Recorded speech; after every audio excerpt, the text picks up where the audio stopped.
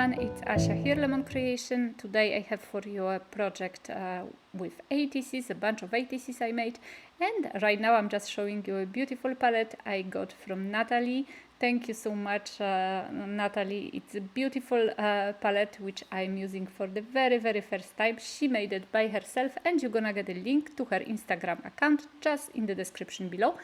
And so I'm going through my swatch folder, and I decided today to go with Aquarius paints. They are granulated paints by Roman Szmal. He is a Polish producer, so it's his paints are close to my heart. And I also got to know about the paints from Natalie. She's being so cool this way. She lets me on her small secrets, so I appreciate that very much. I'm using also Paul Rubens watercolor paper. I hope you've seen it. This paper has a sort of a very delicate glitter added to it, and it works really nicely. It's a good quality paper, and I actually like this glitter which is there. So here we go for the very first time. My palette, I think this one is number 18 brush from Fumui, which I really like also. Their brushes are quite nice. And I'm adding a little bit of paint. I'm gonna give you in the description box below the names of all the products I used, so like that you can see. This one is 228, but you're gonna see it everything in the description, so check that out if you have any questions about the products I'm using. I am making an abstract background which will be cut into ATC cards.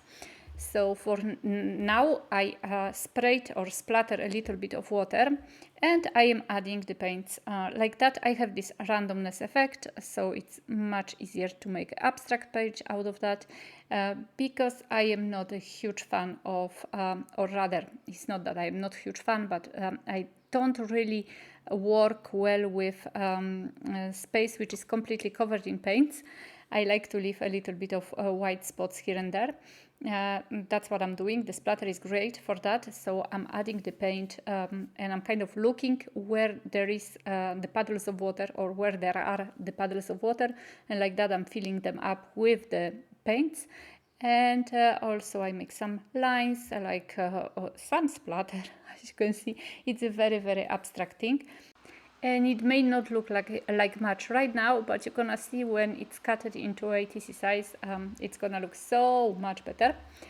So I'm still working on it. You know, it's an abstract. I'm not really, you know, overthinking how the paint will go. I'm also twisting the brush from time to time to make a different effect with the brush, which is also super cool when you are too brainy and you want to be too logic about your projects, instead of just going with the flow and with the heart and leaving it like it is. That's happened to be sometimes that I'm overthinking. So that's why I try to overthink less. I added a little bit of grains of salt, and I sprayed them with a tiny bit of water. Like that the salt will react even more with the paint, as you can see here. And now I'm gonna be removing the salt. So when you use granulated paints, you don't really have to add the salt, because the granulated paints, they already have these beautiful effects in them. But if you add salt, you're gonna get this effect, these big beautiful stains. So this is something also to think about. You have to add salt when the paint is not completely dry, but not leaking water also. So you kind of have to find your moment. I am using my new set of stamp, Dreamy Hair. It consists of two stamps. One is a woman with like a kind of wobbly hair, and the other is just this abstract stamp.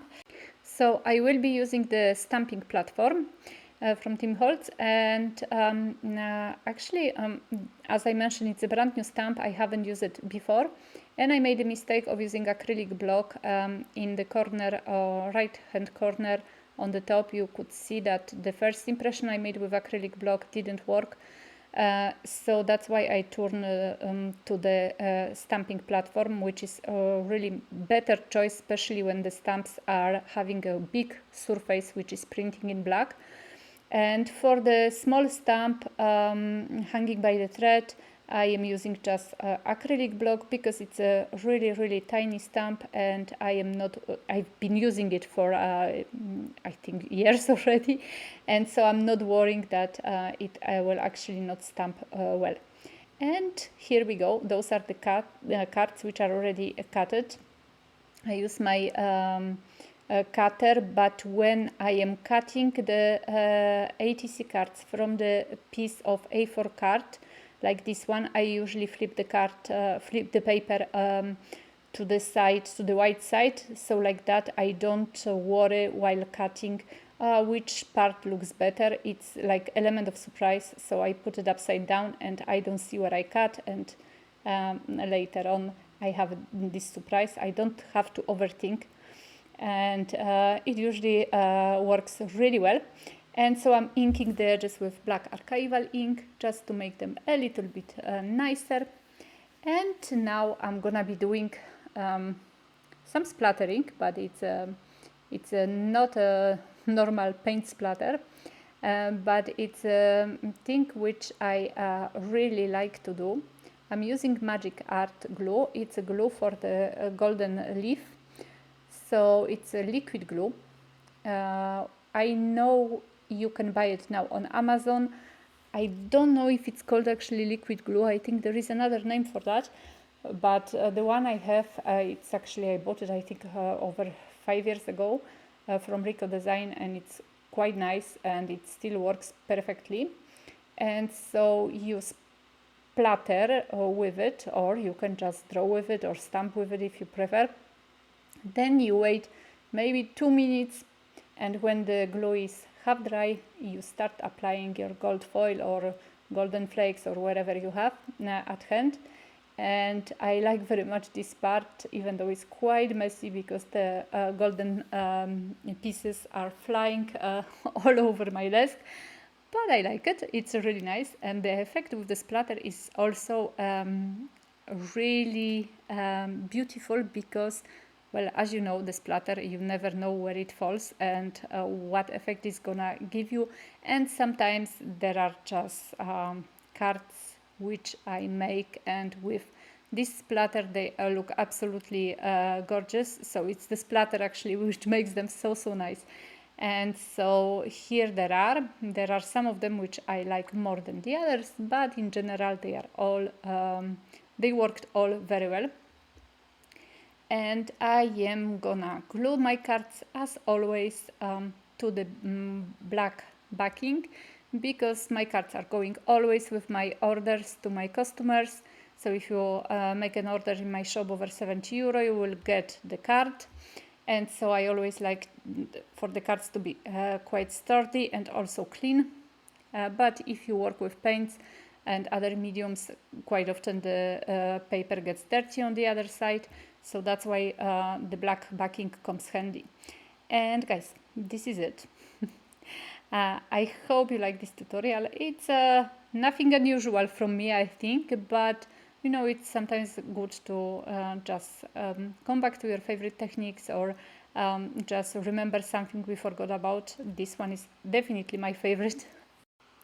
So my dear friends, thank you so very much for watching, for subscribing. For you is only one click, for me it means really a lot, and for taking a look in my shop.